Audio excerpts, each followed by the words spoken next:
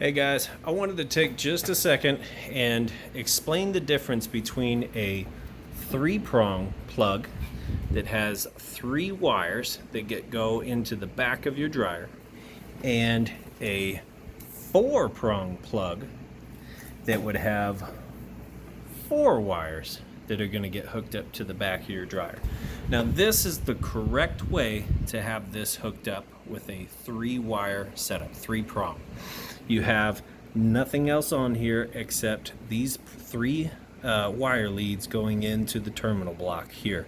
Now this is a ground cable. Kind of, if you ever take this plate off, it's always kind of sticking down, or it's already right here.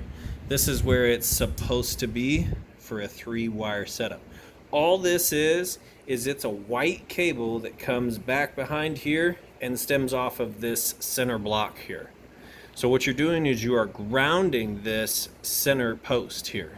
It's being ground right here to the dryer. That's how it's supposed to be. Now when you switch over and you need to put a 4 on that has its own ground cable, so then what do? Well, what happens is you're going to hook these up, red, white, and black, just like this. If you look up here, you'll see that color code. Red, white, black. So you just match those colors up, and then you take this off and put it back on the center post with this white one. So you would take this off up here, put it here, and then put this on top of it and screw it down. So there's nothing up here. And then you're going to take your green wire from the cord and it goes up here.